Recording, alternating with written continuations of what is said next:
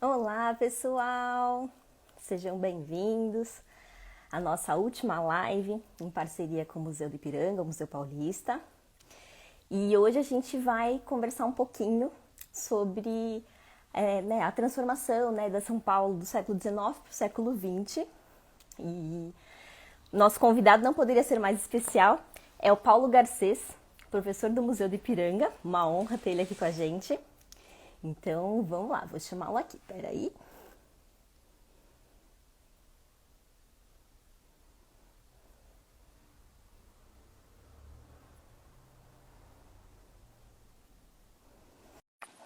Paulo já está entrando.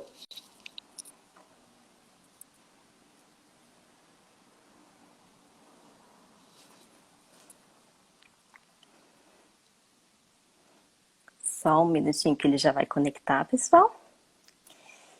E aí, vale a gente dizer que o site SP Território em Construção já está disponível. E lá tem toda essa história que a gente está comentando, vários assuntos que a gente está comentando aqui ao longo dessas 3 lives. Para quem não assistiu as lives passadas, elas já estão disponíveis tanto no IGTV do Viva Cultura e logo vão entrar no Facebook do Museu do Ipiranga, até com transcrição em Libras, tá bom?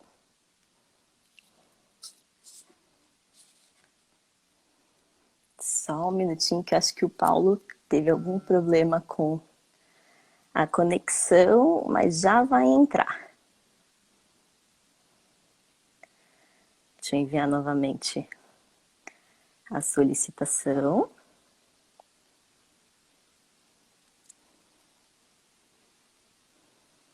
Sem problemas técnicos, na última não funciona, né, gente? Sempre tem que ter alguma surpresinha.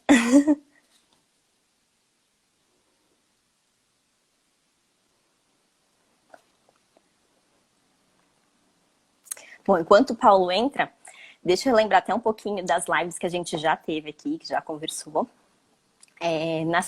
No aniversário de São Paulo, no dia 25, a gente teve uma conversa sobre como vai ser essa São Paulo pós-pandemia, essa cidade que diariamente se transforma, e agora com a pandemia se transformou novamente.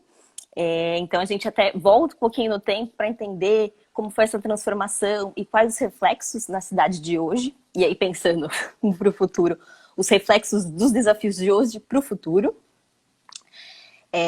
Ontem a gente teve uma conversa muito bacana com o Heitor Frugoli, que nos contou sobre como funciona essa nova centralidade, como assim essa centralidade, A gente só tem um centro na cidade. Sim, então só temos um centro.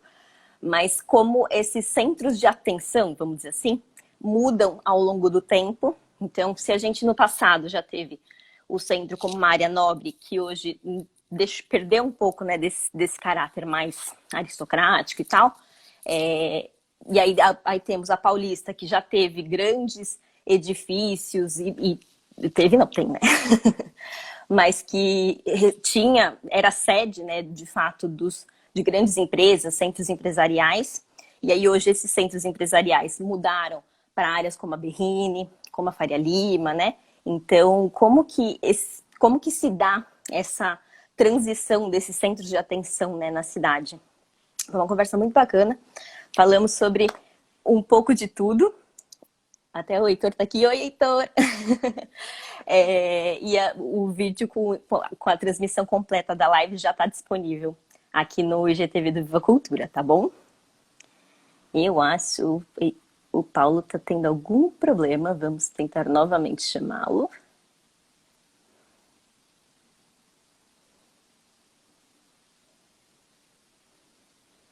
Vamos ver.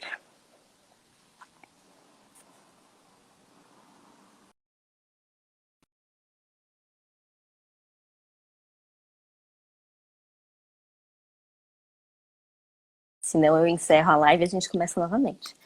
Um pouquinho de emoção na última é sempre bom. Já tava ficando fácil demais fazer live todo dia. É isso.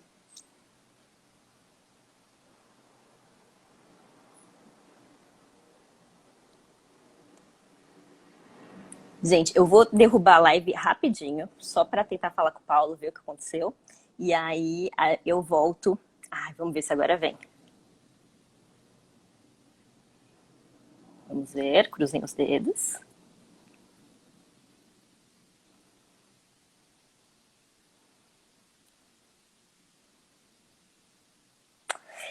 Opa, vamos ver novamente, entrar ao vivo.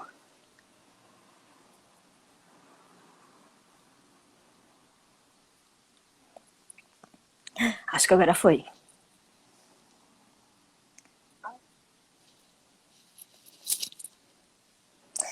E falando um pouquinho sobre o site, o SP Território em Construção, a ideia é uma visita virtual pelos territórios mesmo de São Paulo, né? Então, retoma um pouco dessa história, traz muito, assim, e é um formato muito bacana de web stories, então é bem dinâmico, é gostoso de ler, vale muito a pena entrar e dar uma olhadinha, tá, gente? Realmente estamos tendo problemas de conexão. Eu vou derrubar a live e volto daqui uns 5 minutinhos só pra gente... Ah, deu certo! Oi, Paulo! Desculpem, eu não estava conseguindo entrar pelo perfil institucional, mas tudo bem, cheguei agora. Eu falei, é a última, precisava de uma emoção, as outras foram muito, muito monótonas. Pois é. Tudo funcionou, poxa. Agora estou aqui, finalmente. Muito obrigada, Paulo, pela presença. É uma honra a gente terminar, né, essa série de lives com um professor do museu, né? E falando aí sobre um período, né, de São Paulo que a gente acaba estudando muito na escola tal, e meio que é só aquilo e passa batido, mas tem tanta coisa, né? Então, assim, para a gente começar, se você quiser contar um pouquinho sobre você, a sua formação, o seu trabalho, aí a gente passa para as perguntas. Então, eu sou historiador de formação, me formei na Faculdade de Filosofia da USP, onde eu fiz o meu doutorado também em História Social, que eu defendi em 99, já há 22 anos atrás, né? E em 2004 me tornei docente do museu, e trabalho, né, com a curadoria de coleções e disposições, e o trabalho de orientações também, supervisões de pós-doutorado e aulas, né, de graduação e de pós. E a minha tese de doutorado, justamente, eu estudei esses embates de transformação da cidade de São Paulo, que era o terceiro capítulo da minha tese, durante o século XIX. Uhum. Eu estudei como, porque, na verdade, se alguns grupos sociais resistiam a uma determinação legal de retirada de treliças de madeira das janelas e portas e substituição por vidro e grades de ferro, que é bem um foco de microhistória que é característico da minha geração de pesquisa, né, dos anos 90. E através dessa janela, portanto, né, minha tese se chama Através da Rótula, eu estudava como justamente esse artefato de madeira significava não um sinal, como normalmente se entendia entre os viajantes, numa leitura, digamos, mais conservadora dos nossos espaços urbanos, um sinal de que as mulheres viviam em recato, recônditas dentro do lar, e sem praticar sociabilidade, não é? Porque, em verdade, esse olhar era muito marcado por uma literatura, não é? Oriental, que já começava a circular na Europa no século XIX, e que associava a nossa paisagem a uma paisagem também um pouco hipotética, não é? Que os viajantes ingleses, franceses, descortinavam no Cairo, em Alexandria, no Mediterrâneo, de uma maneira geral. E, na verdade, eu consegui ver, não é, que o perfil dessas pessoas que mantinham essas grades de madeira era muito complexo, né? Havia desde de mulheres livres, homens brancos pobres, homens negros pobres livres, ou homens que ainda estavam numa situação de escravização, até, enfim, uma mulher, né, como a dona Ana Rosa de Araújo, que todo mundo aqui em São Paulo já ouviu falar dela, sem saber quem é ela. Porque é ela o nome da estação de metrô. Ana Rosa. Ela morava numa casa na 15 de novembro, com 4 balcões fechados de rótula, que se chamava, agora no século XX, de Muxarabi. Como se aquilo, portanto, fosse uma casa mourisca, em que a mulher ficasse enfiada lá dentro, trancada, né? presa por uma vontade patriarcal do marido. E, na verdade, ela era separada, ela pediu o divórcio do próprio marido, ficou morando na casa da família do marido, herdou a casa, e quando ela morreu, ela era uma das maiores banqueiras da cidade. Como é que uma banqueira pode ficar enfiada dentro de casa, né? Claro. Então, na minha tese, não é, já me apareceu muito grande essa necessidade de desafiar essas imagens muito cristalizadas que nós temos no século XIX, de uma cidade colonial que se opõe a uma cidade quase republicana, não é, em que a experiência do século XIX, a experiência do Império nem existiu, e ao mesmo tempo que essa cidade colonial era uma cidade lida quase sob o olhar de Gilberto Freire, de uma sociedade em que os homens mandam, de uma sociedade em que as mulheres se submetem, em que os escravos são igualmente submetidos. Tudo isso a historiografia dos anos 80 veio renovando, não é? A própria historiadora que me orientou, né, a professora Maria Odila Silva Dias, escreveu um livro que marcou a época, né, que é Cotidiano e Poder em São Paulo no século XIX, em que ela explorava como essa cidade do século XIX era uma cidade em que as mulheres chefiavam 40% Muito, né? das casas. Eu não sei se é verídico, mas eu já ouvi que as mulheres, de fato, elas tinham uma atuação, né, muito forte, até porque os homens eles estavam em Santos negociando café e tudo mais, então era isso, elas tinham que, né, botar a vida andando, né?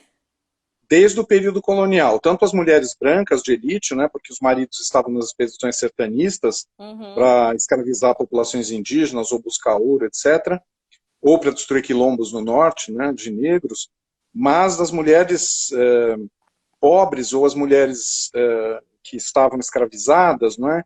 E que tinham que, no caso das mulheres urbanas, não é? Escravas, elas tinham que fazer o ganho cotidiano, não é? E guardar o excedente desse ganho para comprar a própria liberdade. Sim, As mulheres pobres tinham que se virar, elas não tinham escravas e elas tinham que viver de expedientes diversos, né? Ou seja, essa ideia que a gente tem, né, de uma cidade colonial pasmacenta, em que cada um estava num lugar rígido, isso não sobrevive à documentação. E é por aí que eu fui indo, né, desde os anos 90, e junto com tantos outros pesquisadores, né, que têm mostrado essas tensões do século XIX. E como essa paisagem, seja a paisagem material, quanto a paisagem social, era muito complexa.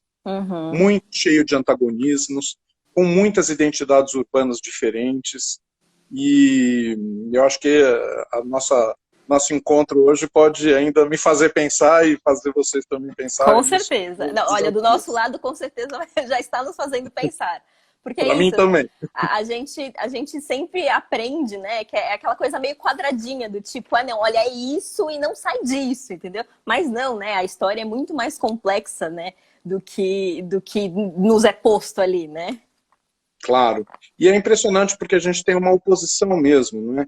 Entre essas ideias que foram cunhadas na década de 30 e 40 do século XX, baseada em literatura de viajantes, né? Do século XIX, e que de alguma maneira se introjetaram mesmo nas nossas cabeças como uma forma de comportamento. Sim. Mas, enfim, vários casos que eu estudei, né, a gente pode passar por vários, só tomo um aqui, por exemplo, de novo, né, mostram uma situação muito diferente. Né? A dona Mariana Angélica Fortes Bustamante e Saleme, que foi uma personalidade que eu estudei, ela deixou um testamento, né, em que ela dizia, né, que na falta de juízo na menoridade, ela tinha caído nos laços de sedução que tinha lhe feito o conde de Sarzedas, Bernardo José de Lorena, quando governava a capitania, e dele tive um filho. Ou seja, ela era mãe de um filho natural do conde de Sarzedas, e ela terminava o testamento dizendo que está na companhia de seu pai na Índia, a serviço de Sua Alteza o Príncipe Regente, que era o Dom João. Que viria a ser Dom João VI. Ou seja, essa ideia também de que né, as pessoas só tinham filhos dentro do casamento, e que os filhos, se não fossem no casamento, não seriam aceitos. Não, ele estava na companhia do pai dele, né, e vai herdar bens do pai, da própria mãe. Sim. Então essa sociedade é uma sociedade muito mais plural do que a norma de conduta vitoriana ou freiriana, não é, que a gente foi assumindo ao longo do século XX. Sim. Devia, né, de uma cidade muito hierarquizada. Né? Não, e reforçada pela literatura, peças, né? Tudo, querendo ou não, Novelas. reforça, né? Essa ideia ali, né? Da hierarquização, fora do casamento, é o pecado, é não sei o quê, né? Exatamente. As próprias novelas, né, elas foram, Com atualmente, certeza. elas já estão muito diferentes, né, porque elas já estão incorporando os resultados também dessa reflexão histórica e também dos questionamentos sociais, afirmativos hoje em dia. Né? Mas quem viu novelas dos anos 70 e 80, como eu vi, e que eram novelas sobre o período colonial, mas sobre essa ótica muito dura, né, da década de 30 e 40, aqui do século XX, e ver hoje as novelas, até elas como representação do passado, já mudaram muito. Né? Muito bom, muito bacana. Bom, então vamos passar para nossas perguntas e aí a gente vai, provavelmente, abrindo braços e desdobramentos que não estavam nem previstos, mas Vamos lá. Um dos primeiros registros, né, da São Paulo do século XIX são as fotografias do Militão. Então, deixa eu pegar a minha cola do nome completo. Militão Augusto de Azevedo. Quem quiser até conferir as fotos, tem no site SP Territórios em Construção. Vale a pena entrar lá e dar uma olhada. E durante muito tempo foram essas consideradas as evidências, né, de São Paulo, né? De uma cidade colonial, que nem você falou, né? Até aquela coisa do rural, do centro ali muito fechadinho, da vida dentro da propriedade privada, né? Sim, você já nos disse que isso não é verdade, né? Mas como então era essa São Paulo mesmo? Então, a cidade, digamos assim, do final do século XVIII, né, é uma cidade ainda muito baixa, digamos assim. É uma cidade, sobretudo, de casas térreas. A gente sabe disso por conta das listas de censos ou já de impostos da primeira década do século XIX, né, da década de 1800, em que a cidade tinha muita casa térrea. Nas fotografias do Militão, a gente já vê muito sobrado. Portanto, essa cidade que subiu, né, para 2 andares, né, quem diria, né, que isso era um adensamento, né? Mas essa cidade é uma cidade, sobretudo, da primeira metade do século XIX. E a gente vê isso porque o ordenamento das janelas e portas é um ordenamento muito simétrico, em que praticamente não há parede nas fachadas, há, sobretudo, os vãos das portas e janelas, o que era uma característica da arquitetura do final do século XVIII em Portugal, né? E que veio também para cá e passou a ser praticada já no começo do século XIX. Por que aconteceu esse processo, né, de enriquecimento da cidade e, ao mesmo tempo, de adensamento das construções?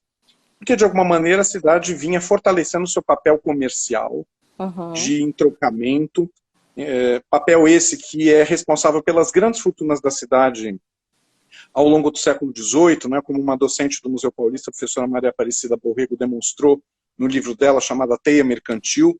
A gente, quando olha o Pedro Taques, mesmo Genealogia Paulistana do Silva Leme, a gente vê muito esses antigos sobrenomes de terras e ligados ao passado sertanista. Sim. Mas ela mostra, né, olhando os documentos do Arquivo do Estado, que as grandes fortunas eram de comerciantes. Então, São Paulo, no século XIX, já era uma cidade comercial importante. A elevação dos preços do açúcar por conta da quebra da produção do Haiti na década de 1790, como decorrência da Revolução Francesa, vai fazer com que São Paulo enriqueça, e a partir da década de 1810, o café começa a ser plantado de maneira mais intensa na nossa capitania, e inclusive já na região de Campinas, que vai ser a maior produtora a partir só dos anos 60. Mas, ou seja, Campinas, Jundiaí, Itu, esses lugares, os fluxos passavam pela cidade de São Paulo. E, claro, a sede da capitania e depois da província era São Paulo. Então, essas dimensões, ao mesmo tempo econômicas, geográficas e políticas, foram fazendo com que a cidade crescesse muito. Se nós pegamos a lista da 10ª urbana, não é, da década de 1800, que a professora Beatriz Bueno da FAO estudou, e a gente vai ver as fotos do Militão, a gente vai ver que houve uma mudança significativa do perfil das construções nesse período. E era uma arquitetura, sobretudo, de taipa, de telhas de capa e canal, na área construída central, porque conforme a gente vai saindo da área central, vai sendo só pau a pique, né, que é a construção mais rústica. Mas, enfim, ela guarda uma fisionomia com o século XVIII, porque ela usa o arco de Canga, não é, esse arco de Ouro Preto, de Paraty, mas essa arquitetura é, com efeito, uma arquitetura já do século XIX. Não, só Pois uma dúvida. É porque assim, a gente tem referência de fato, né, das casas sertanistas, né? Como aquela arquitetura de taipa de pilão, que era realmente térrea, né? E aí o exemplo, pelo menos que me vem à cabeça, deve no pessoal que é leigo e anda pela cidade, são os palacetes, como, né, a Casa das Rosas, o palacete da Dona Viridiana lá em Genópolis, né? Que aí já muda completamente, né? Uma arquitetura muito mais rebuscada e tal. sim. Existiu um meio termo ou não? Essa transição para o sobrado foi realmente do tipo, não, agora é só casarão. Então, aconteceu sim que é essa ideia do sobrado colonial, Uhum, que a gente associa ao período colonial, mas que na verdade aqui foi construído no século XIX. tá. E ele, ao contrário das casas coloniais, que eram muito pobres em móveis internos, em vida social, a gente olha a casa, ela parece uma casa do século XVIII, e ela não é. Tá. Quando Uhum. você entra, através dos inventários, aí que você vê que a casa não é do século XVIII mesmo, que era uma Ah, quantidade de cadeiras, como a casa do Brigadeiro Luiz Antônio, por exemplo, na esquina da Rua de São Bento com a Rua do Ouvidor, uhum, atual José Bonifácio. Aquela esquina, e ele tinha uma loja embaixo, uhum. e a casa dele ficava em cima. Essa casa era uma quantidade enorme de cadeiras, ou seja, indica que havia muita sociabilidade. No Sim. período colonial, essa sociabilidade era muito mais reduzida. E por Uhum. que existe essa movimentação? Porque a sociedade brasileira, desse período, como a portuguesa, já estava sofrendo impacto das formas de sociabilidade burguesas da França. Claro. Os salões literários do século XVIII ainda, né? Do crescimento do hábito de receber, do hábito de tomar chá e café, que começa também a se generalizar na primeira metade do século XIX. Então, enfim, digamos, por fora, ela parece uma construção do século XVIII, ou até antes, embora ela não tenha sido construída nesse período, foi no XIX. Uhum. Por dentro, então, ela é XIX. Ela é mobiliário leve, mobiliário de Tá. palhinha, mobiliário fácil de mudar de um lugar para o outro, quando o mobiliário do período colonial era de jacarandá muito pesado, com estofamento de couro, que era para ficar ali, e Sim. tudo muito duro, não é? Os móveis ficavam sempre numa ordem muito rígida. Então, isso tudo vai mudando. Agora, é claro, não é que a partir da década de 70, quando chega a ferrovia, o salto vai ser muito grande. Então, Uhum. se a gente pega as fotografias do Militão da década de 1860 e vê o álbum comparativo que ele faz na década de 1880, a gente vê, claro, que uma cidade muda Já demais muda, né? do ponto de vista dos estilos, da configuração das calçadas e ruas, do ponto de vista da própria vida comercial. Mas o álbum do Militão de 1862 já mostrava essa cidade em transformação. Uhum. Os Anais do Museu Paulista publicaram um artigo muito importante do Eudes Campos, que era um técnico da Prefeitura de São Paulo, do DPH, agora ele está aposentado. E ele mostra como o Militão escolheu os lugares mais novos da cidade nos anos 60. Por exemplo, construções que tinham o canto chanfrado, que era uma grande novidade na esquina. Não era uma Uhum. esquina em 90 graus, mas era uma esquina com um Mas, chanfro, para uhum. facilitar o trânsito. Tá. Então, uma dessas fotos, que muita gente lembra, é do Hotel Palme, por exemplo, que não só ele fotografou uma casa chanfrada, como ele fotografou um hotel, que Olha já só. era também uma novidade dos anos 60. Sim, sim. E aí, a Confeitaria do Leão, na esquina da Rua da Quitanda, com a Rua do Comércio, né, hoje chamada Álvares Penteado, que é também uma construção com fachada marmorizada, canto arredondado, vitrine. Né? O Uhum. Eudes passa por várias dessas fotografias. O Teatro São José, que é mostrado em tijolos, que era outra novidade arquitetônica da cidade, que antes era de taipa. Mas, é claro, quando ele faz a série de 1882, parece que tudo aquilo era muito antigo. Ah, não, claro. E era, né? Não, sim. 20 anos anterior. Mas Tudo, já era tudo depende da sua referência, né? exatamente isso. Para quem consumiu o álbum nos anos 60, já percebia que ele estava fotografando uma cidade moderna. Uhum. Somos nós que temos dificuldade de perceber isso hoje. Sim. Sobretudo porque o álbum comparativo com a década de 80 vai forçar a ideia de que essa década de 60 era colonial. Uhum. Muito antiga, muito parada. E não era. Ou seja, é muito importante, o Museu Paulista tem essa virtude, eu acho, né, já há muitas décadas, em função do trabalho da professora Solange, da professora Vânia, da professora Heloísa, que criaram as coleções a partir da reforma da década de 90, como as próprias coleções fotográficas, a professora Vânia e a professora Solange foram as responsáveis, inclusive, pela chegada da coleção Militão no museu, e o museu se tornou um indutor também, não é, desse estudo dessas imagens, e claro, não é, o próprio periódico do museu, os Anais do Museu Paulista, que tem todos os números disponíveis online, não é, todo mundo que está nos assistindo pode buscar, Acessar seja no lá. portal de periódicos da USP, no portal Cielo, não é, há outros no exterior também. Lá, muitos artigos desafiam ou seja, a nossa própria revista, além das coleções do museu, além do nosso trabalho de curadoria, o próprio periódico é um canal, né, para discutir essa cidade e, sobretudo, mostrar essas fraturas, não é? Uhum. São Paulo era uma cidade já muito rica na década de 60 por conta do café, muito fortalecida na sua função política, porque grande parte das elites que antes moravam no interior passaram a morar na capital, cá, né? E depois com a estrada de ferro, aí é outra conversa. Porque a estrada de ferro permite o quê? Não só o escoamento do café rápido e o enriquecimento muito maior, permite a chegada de materiais e pessoas, e permite o trânsito das elites também. Uhum. Então, isso vai fazer com que, progressivamente, elas abandonem as fazendas de café para morar o ano inteiro e passem uma parte cada vez maior da cidade aqui. Cidade, né? A dona Veridiana nasceu em São Paulo. A família Prado, ela está estabelecida em São Paulo. Um desses grandes sobrados que eu falei para você, que foi construído no século XIX, no comecinho, era do pai dela, o Barão de Guape. Ah, tá. Mas, ou seja, eles já são daqui, mas muitos outros passam a vir do interior.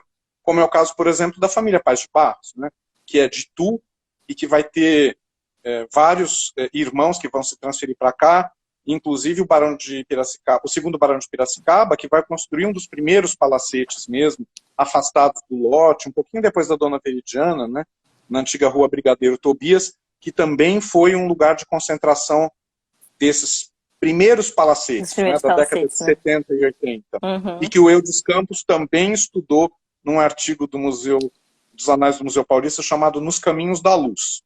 Então, assim, tem muita coisa para a gente perder o chão, sabe? Não, a gente precisa se habituar a se desestabilizar. Aliás, os museus servem para isso, né? Para tirar a gente da zona do conforto. Exatamente.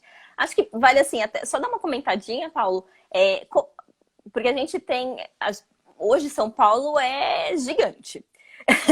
Essa São Paulo que a gente está falando aí do 1800, final de 1800, ela tinha ali, ok, o centro mais histórico, que hoje, né, a gente conhece como centro histórico, mas eu sei que já, tipo, a Casa Veridiana, os casarões começaram a já ser construídos num raio um pouquinho mais distante, que não muito tempo antes já era considerado meio saída ali de São Paulo, né?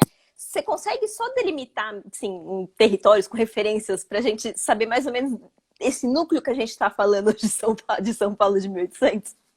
Então, acho que eu vou começar pela população, né, para que todo mundo perceba o raio da complicação, né, que é grande. Né? Na década de 1870, no ano de 1872, se fez o primeiro censo brasileiro sistemático. São Paulo era a 10ª capital brasileira em população. Em 1872.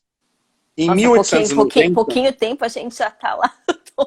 Em 1890, 18 anos depois, a gente era a 2ª. Gente!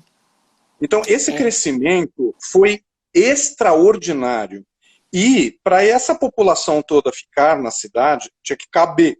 Exato. E não ia mais caber, né, naquele espaço que, de alguma maneira, era delimitado. Ao norte, ao sul, perdão, pelos 3 largos da Liberdade, o Largo da Forca, o Largo do Pelourinho e o Largo da Pólvora. O Largo da Pólvora tem esse nome até hoje, né? Ali acabava a cidade. E por isso que acabava a cidade, por isso que a pólvora estava lá. Se ela explodisse, ela estava tão longe, né, que não ia destruir a cidade. Né?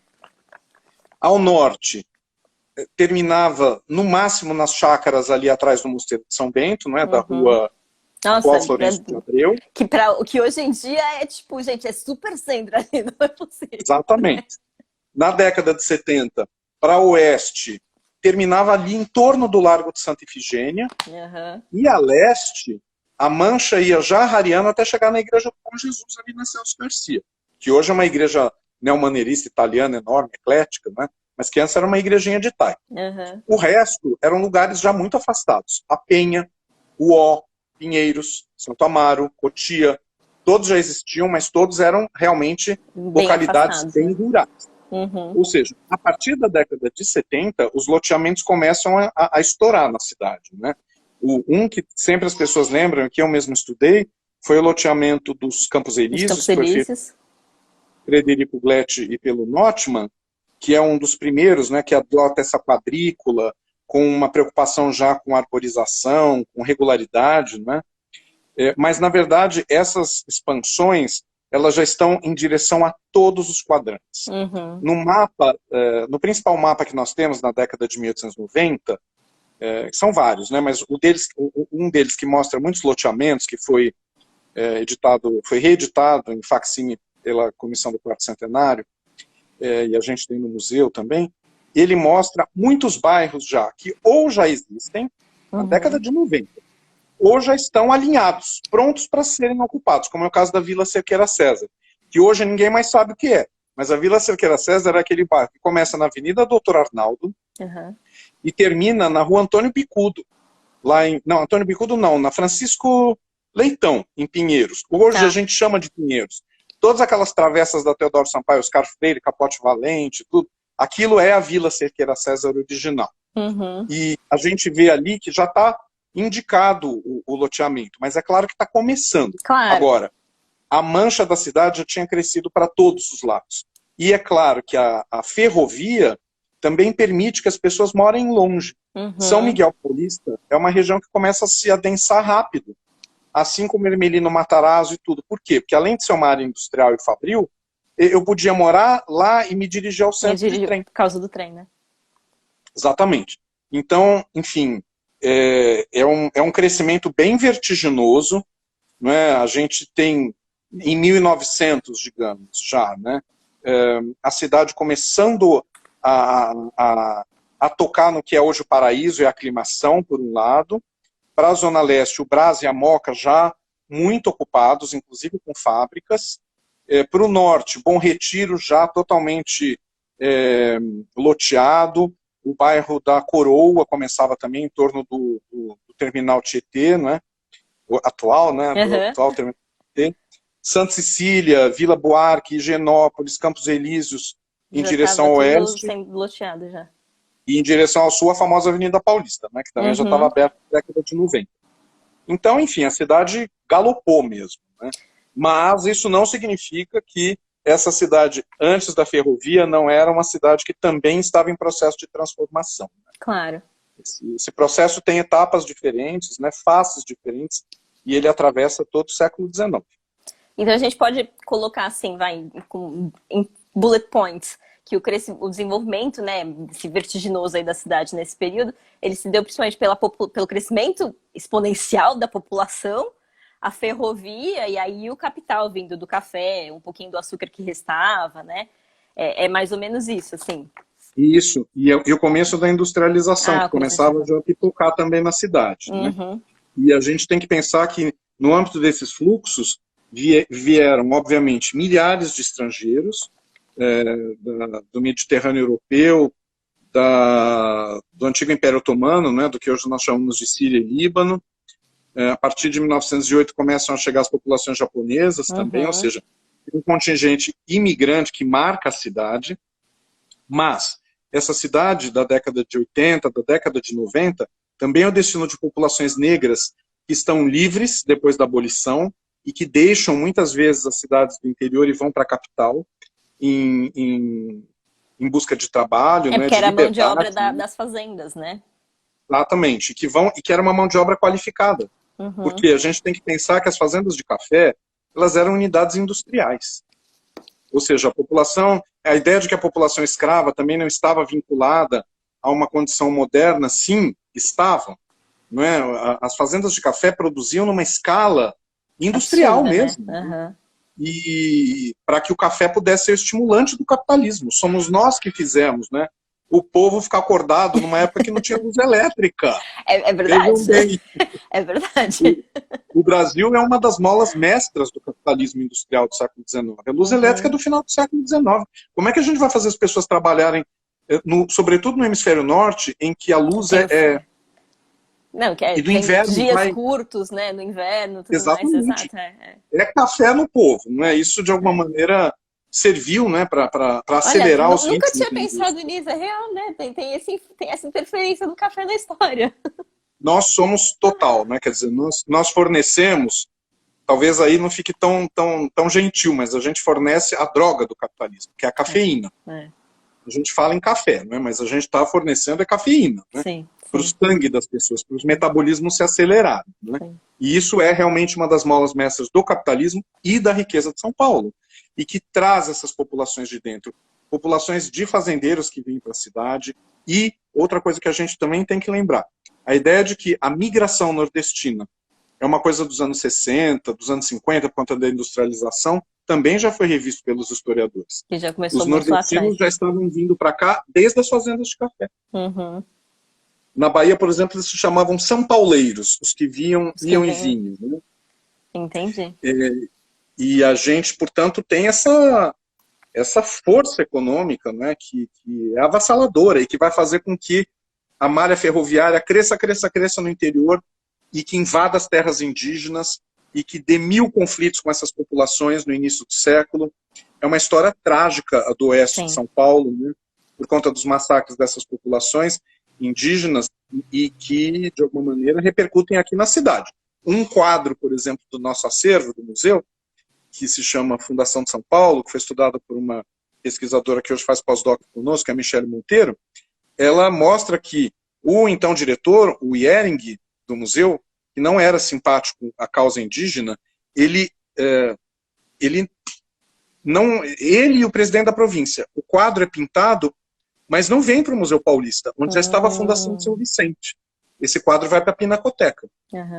E na década de 1900, a ideia de que os índios deveriam ser trazidos para dentro da sociedade por meio da evangelização não era aceito por grande parte dos fazendeiros do oeste, que eram muito mais brutais. Entendi. Então você vê, até uma história, até um quadro que representa a fundação da cidade em 1554 está sofrendo impacto dessa expansão da cafeicultura. Sim, né? sim.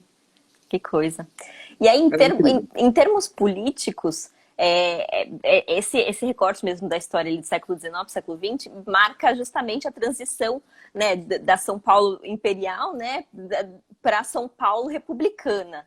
Como que isso reflete na paisagem mesmo da cidade? Então, a gente pode dizer que a década de 1890, né, que é a década de instalação da República, ela vai alterar a fisionomia da cidade de maneira enorme. Algumas coisas eu já mencionei, por exemplo, os loteamentos. Né?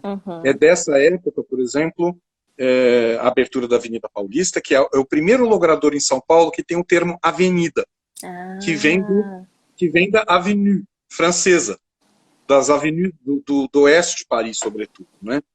E que vai, então, servir para essa habitação impositiva, assim, mais luxuosa, mais ostentatória, assim como Higienópolis, a mesma coisa. Né?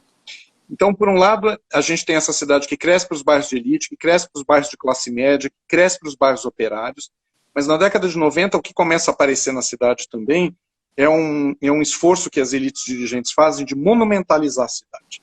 Então, a partir dessa década, começam a aparecer as grandes construções que vão marcar a paisagem republicana e que não existiam no Império. Uma delas, por exemplo, é a Escola Normal Caetano de Campos, na Praça da República, que era para ser a Praça da Sé Nova. E que a República vai recusar que a Catedral Nova seja construída lá, e no lugar da fé fica o quê? O saber. O saber. Olha só. É bem uma postura das elites republicanas desse período. Né? O Quartel da Luz, que é o controle da cidade, da polícia, né, que hoje abriga a rota. A gente vai ter já nessa década a construção de uma série de equipamentos ligados à vida sanitária da cidade, né, como o Instituto Soroterápico, o Hospital de Isolamento, a Santa Casa, que já era um pouquinho anterior, né, mas que vai ganhar impulso para a construção de novos pavilhões nesse período. E, claro, a partir da década de 1900, aí esses primeiros prédios vão ganhar mais impulso ainda com a contratação para valer do escritório Ramos de Azevedo, que vai construir quase todos os grandes monumentos República, né? Sede dos Correios, o Teatro Municipal de São Paulo, o Palácio das Indústrias, o mercado, né, que já é um pouco mais tardio, mas enfim, essas construções realmente monumentais, não é, que vão ser o sinal de uma grandeza, não é, econômica e simbólica da cidade, que passa a competir, claro, não é, por meio da vontade das suas elites, com o Rio de Janeiro, que era a capital estabelecida. Uhum. Então, quanto mais prédios monumentais, a própria reconstrução da catedral, né, que vai ser a maior construção, a maior catedral neogótica do nosso país e uma das 3 maiores do continente americano. Isso significa, não é, que a cidade deve, né, espelhar essa vontade de europeização e que vai realmente marcar essas primeiras décadas republicanas e que, se a gente pode dizer, o Militão foi o fotógrafo dessa cidade imperial oscilante, já no começo do século é o Gensler, né, que vai, inclusive, postalizar essa paisagem. Olha e só, vai dar já era visionário ali. Exatamente, que essas imagens começam a circular o mundo, né? Sim. Por isso o postal leva a modernidade da cidade para qualquer lugar. E um desses lugares emblemáticos, né, é a Estação da Luz, claro, né, que é a nova construção, inaugurada em 1901, e que tem o relógio, né, como seu símbolo principal, e que é, enfim, uma marca, vamos lá, né, até hoje, dessa industrialização. É um prédio fundido na Inglaterra, que vai ser montado aqui, né? Uhum. E é impressionante até hoje, né? Toda vez que eu entro na Estação da Luz, gente, eu aquela... se hoje já é essa escala monumental, imagina na época da fundação, né? Não, com certeza. É enorme. É um palácio, né, da tecnologia. Exato. E assim, aí, justamente, né, a cidade se transformando, né? A gente tem hoje em dia, separa quais são os sons da nossa cidade de hoje, né? Tem muito o som justamente do trânsito, né? Dos carros, buzina, caminhão e ônibus passando, né? Quais eram manifestação, com certeza. Panela na janela, são os sons da cidade de hoje. Quais eram vamos dizer assim, os sons dessa cidade ali do começo da República? Então, é uma confusão, né? Se a gente pega o Jacó Penteado, por exemplo, ele faz um repertório, né, desses sons da cidade, que era, vamos começar de novo pelas pessoas, né? Era um som de vozes e de línguas muito distintas. Verdade, né? A ideia, por exemplo, que a gente tem uma imigração italiana na cidade de São Paulo. Como a gente simplifica? Porque eram várias Itálias aqui, né? Eram calabreses que falavam calabrês, eram vênetos que falavam vêneto, eram napolitanos que falavam a língua da Campânia. Claro. Ou seja, essa ideia de que todo mundo falava italiano, não. Eles foram aprendendo italiano no Dante, sabe? E em outras escolas italianas da cidade. Sim. Porque não havia língua italiana. A língua italiana é uma generalização do florentino, não é? Que vai se tornar o italiano oficial. Então eram muitas línguas diferentes. As línguas africanas eram muito presentes ainda na cidade, através de expressões, através de cantos. Ao mesmo tempo, a gente tem os pregoeiros, não é? Essas pessoas que vendiam falando, como até hoje ainda existe a pessoa que faz o tec, tec, tec, tec, tec, vendendo o biju, não é? Ou o apito do amolador. E são os restos desse mundo, né? Mas tinha muito naquela época. E, claro, não é, as mudanças de transporte. Sim. Nas fotos do Militão da década de 60, o som das ruas é o som dos carros de boi. Ah, tá. Que era insuportável. Porque ele fazia um rangido enorme e as normas da cidade obrigavam que pusesse sebo no eixo para não fazer tanto barulho. Mas era também o som das patas das mulas que atravessavam a cidade em direção ao litoral ou vinham do litoral, né? E que vão ser substituídas lentamente, por outros sons, que é o apito do trem, né? A instalação dos bondes puxados a burro, depois dos bondes elétricos, depois dos carros, né? Que vão substituir o som dos cavalos, né? Que também era um som, que tinha o som da pata importante também da cidade. Sem falar nos cheiros, né? Que começa a ser o cheiro da fábrica e o cheiro do carro, que começa a substituir o cheiro da mula, o cheiro do cavalo e de tudo que eles deixavam pelo caminho na cidade, né? Então, enfim, é uma é uma mudança que não é tão rápida, não é? A minha mãe, por exemplo, que morou na Rua Augusta na década de 30, a Rua Augusta passava cabra vendendo leite, não é? E deixando todas as lembranças da cabra pelo meio do caminho, né? Ou seja, tinha uma convivência com os animais. Muitas casas na cidade, na Avenida Higienópolis, né? Tinha galinheiro no fundo. Sim. A Marina Maluf e a Maria Lúcia Motti, né, num capítulo da história da vida privada no Brasil, falam, acho que é do caso da família Malta, né, que é um palacete neo-renascentista italiano, lindíssimo, sofisticadíssimo, né, na Avenida Higienópolis, mas com galinheiro no fundo. E quem tem galinha tem galo, né? Então você pode imaginar todo mundo às 4h30 da manhã acordando.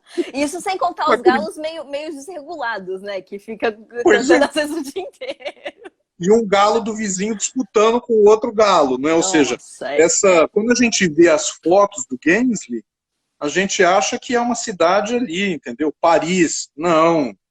É uma cidade com hábitos ainda muito semi-rurais. As pessoas queriam um animal fresco em casa, não vai comprar ave navícola, nem confia por conta das epidemias, né? Claro, Então é importante ter esse controle dentro das próprias casas. Isso na própria Avenida Higienópolis, na Avenida Paulista. Imagina então no resto da cidade, né? Era uma cidade toda ainda cheia de tempos, né?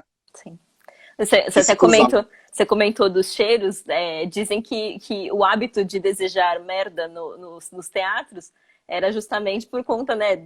Se o cheiro chegasse, dos excrementos chegasse lá na coxia, é que a casa estava cheia, né? Então, sim, fica realmente... Eu fico imaginando, dizem que o primeiro... Eu nem sabia disso, mas é possível, por conta dos sapatos, né? Exato, porque as pessoas chegavam sujas, as cidades eram sujas. Não, a gente vê aquelas fotografias do início do século, aquele pátio da Sé com aqueles tilburies, né, estacionados, os cavalos faziam tudo ali, né? Exato, a gente pode imaginar, né? É isso, né? Imagina, sei lá, um teatro municipal, a elite chegando, aquele monte de não era fácil, excremento. Nossa, com certeza, gente. O cheiro não devia ser dos melhores, não. Teatro Municipal que, inclusive, gerou o primeiro congestionamento da história. Exato, imagina, gente. E que a gente tem a sorte de ter uma fotografia sobre isso. Olha como nós somos... Sim. Nós somos condenados, né, aos congestionamentos. Até foto do primeiro. Do primeiro foi registrado. Exatamente. E aí você comentou, né, que o relógio, né, ele traz uma mudança, né, para a cidade, né, o relógio, né, lá da estação foi um grande marco e tal. Como que essa questão do relógio ela é recebida, né? Porque imagino que não tinha essa divisão do tempo de acordo mesmo pelo relógio antes, né? Que aí, a partir de que chega aquele monumento na cidade, como que muda a dinâmica? Existe uma mudança imensa, não é? Que é tanto do controle do solo como do controle do tempo. O professor Murilo Marx, né, que escreveu um livro muito famoso chamado Nosso Chão, do Sagrado ao Profano, ele prestava justamente atenção nesse século XIX, em que os registros, seja da propriedade da terra, em que a igreja era tão importante no período colonial e no começo do Império, vai perdendo, né, para um comércio, mas, sobretudo, o controle que a igreja tinha dos percursos da cidade, das procissões, que depois começam a ser limitadas pelo poder público, mas mais ainda os sons da cidade. Né? Porque quem controlava a cidade eram os sinos das igrejas.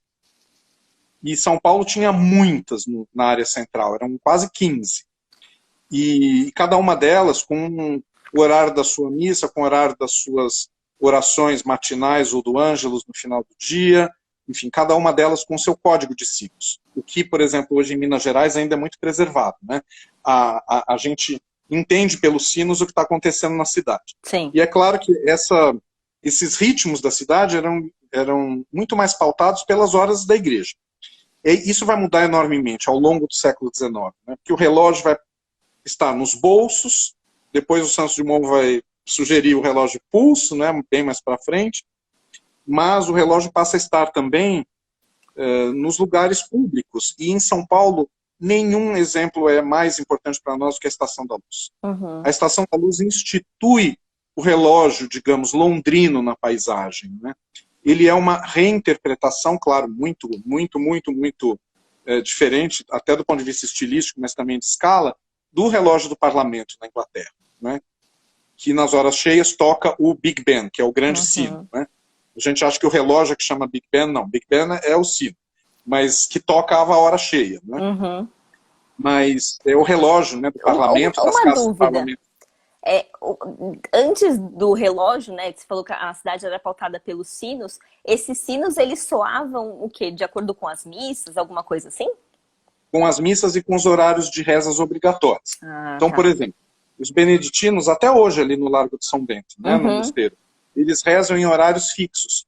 Por exemplo, às 7, são as matinas, né, depois ao meio-dia, antes do almoço, às 5h15 da tarde, né, depois outras vezes às 18 para o Ângelus, né, ou seja, tem uma série de horários, né, as vésperas, né, que são à noite, já no começo da noite, em que as igrejas chamavam as pessoas para rezar. E as pessoas iam, né, rezar Ave Maria, rezar o terço, rezar, enfim, as rezas das irmandades, né? E é isso que começa a mudar, não é? Porque os ritmos do capitalismo começam a se impor, e é um processo de laicização da vida que não é abrupto, que não é excludente.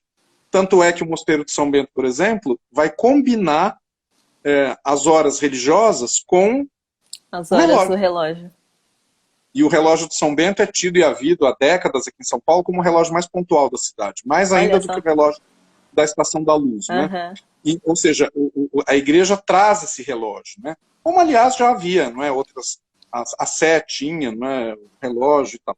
Então, mas esse processo, não é, de intronização do relógio como relógio absoluto e como horário de chegada e saída, como horário de chegada e saída das mercadorias, né? Que a ferrovia impõe de uma maneira muito precisa o horário britânico, né? A pontualidade britânica, que é a essência da Estação da Luz no âmbito do seu relógio, isso vai marcar a cidade na longa duração, né? E a gente vai ter o relógio do Conjunto Nacional, que foi da Aero Willis, depois foi da Ford, depois foi do Itaú, e depois a Lei de Cidade Limpa tirou, mas que continua lá funcionando, e é um relógio que a cidade inteira praticamente enxerga. Sim. Ou seja, no ponto culminante está o horário. Isso é muito paulistano, né? Essa ideia de que a gente cultua um zelo pelo trabalho, pelas horas e pelo progresso, e nananã, não é? Essa ideologia toda da cidade capitalista, mas que de alguma maneira ganha a mesma materialidade, não é? Porque entre os principais símbolos da cidade ao longo do século XX, sempre esteve um relógio. Entendi. Seja na Luz, seja no centro, seja na Paulista. É verdade, né? Os 3 pontos ali já tem o relógio marcando mesmo, né? Muito interessante. A paisagem e a vida, né? E aí, pensando até assim, hoje a gente está vivendo, né, uma pandemia, mas a gente sabe que no passado também tiveram epidemias, né? Eu sei que até o Instituto, eu sou péssima para lembrar o nome, Serum Terápico, né, que é o atual Instituto Butantan, ele surgiu depois de um surto de peste bubônica lá em Santos, mas outras epidemias, gripe espanhola, tal, acometeram pessoas na cidade, né? Como que essas epidemias marcaram mesmo a cidade, assim, no século XIX, século XX? Olha, não só São Paulo, como quase todas as cidades, não é, a partir, sobretudo, da experiência republicana, foram alvo de projetos grandes de controle epidêmico, até porque o conhecimento sobre a microbiologia, né, as microvidas, estava crescendo, e isso foi permitindo que nós conseguíssemos entender os ciclos vitais dessas pequenas formas de vida e o ataque que elas faziam sobre os nossos corpos, né? E isso, claro, né, foi crescendo na medida, né, do desenvolvimento de tecnologias, de lentes, né, no século XIX, de deduções também.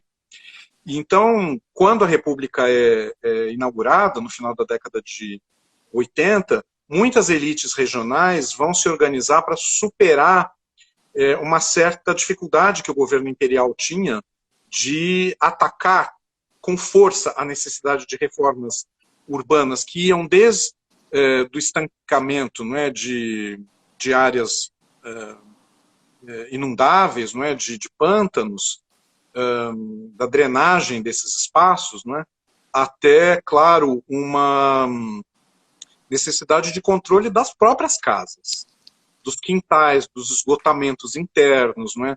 De o que fazer com os dejetos humanos. Né? No período colonial, o máximo que as câmaras do mundo português obrigavam era que a gente gritasse 3 vezes: água vai, água vai, água vai, antes de jogar pela janela os dejetos. Entendi.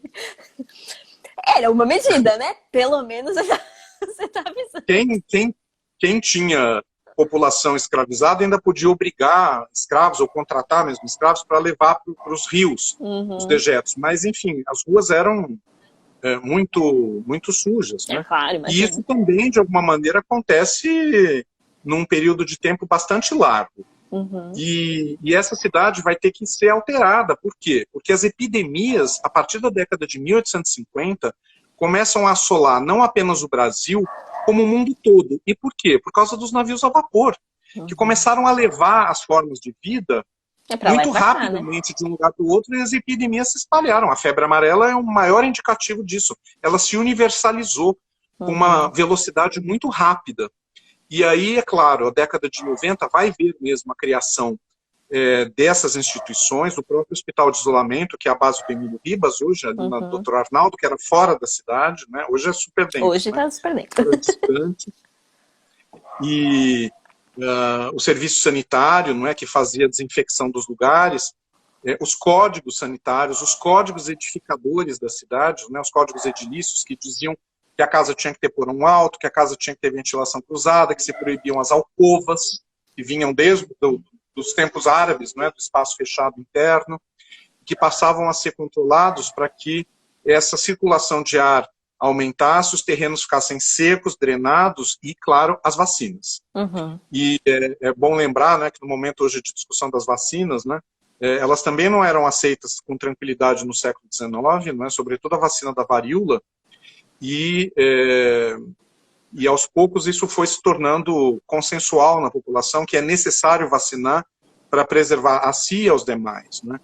E isso fez com que, inclusive, a varíola fosse extinta, né? Ela não existe mais no mundo. E São Paulo, claro, acho que tem alguns marcos assim permanentes, né? Dessa busca da higiene, dessa busca da saúde, e um deles é o bairro de Higienópolis, né? A cidade da higiene, loteado nos anos 90, no ano da inauguração da República, e que representava para as elites que puderam comprar lotes e erguer suas casas lá, o habitar alto, longe dos pântanos inundáveis da várzea do Tietê ou da várzea do Pinheiros, e que podia, de alguma maneira, preservar dos mosquitos, né? E isso fazia com que essa região fosse considerada mais salubre, né? Até por conta ainda das teorias miasmáticas, que vinham desde a antiguidade.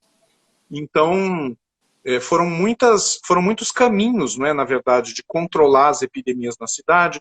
Não é à toa que o Instituto Pasteur está na Avenida Paulista, como um lugar emblemático da cidade, né, para controle de raiva, que era outro mal que ainda aflige no nosso país.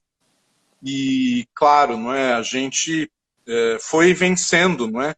Não sem dores, não é? Não sem mortes, não sem tragédias, não é? Mas a história do controle das epidemias faz parte, não é, da nossa condição meramente mamífera, não é? Nós somos carbono, né?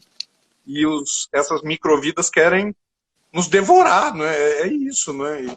E aí, enfim, a gente tem que aprender a combatê-la e, sobretudo, adaptar os nossos modos de vida.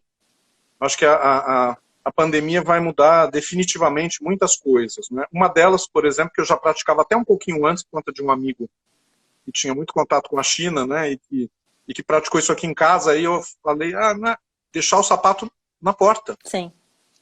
Depois que eu fiquei pensando o que significa a gente andar com o sapato, que a gente pisou em tudo, pela casa inteira, Exato, e sobretudo a gente andando descalço em casa. Eu falei, nossa, Então, alguns cuidados, né, como lavar as mãos, né, que a gente também aprendeu uma forma específica de lavar, tem que lavar o verso, tem que permanecer 20 segundos, pelo menos, nesse processo, para higienizar. Coisas que, hoje mesmo, eu li um texto do Bruno Latour, né, um francês, que fala que esse é só o começo de um laboratório de vida nossa no mundo que vai passar, e já está passando, né, pelo aquecimento, e que vai favorecer que as epidemias voltem. Uhum. Um exemplo importante internacional é que existe hoje já uma expectativa que a malária, que é algo que estava extinto de Roma Ela e de volta. Nápoles há muitas décadas, volte. Olha, Porque o calor vai ficar tão grande que vai facilitar que a essas doenças propagação, né? tropicais voltem a se instalar no clima subtemperado do sul europeu, né?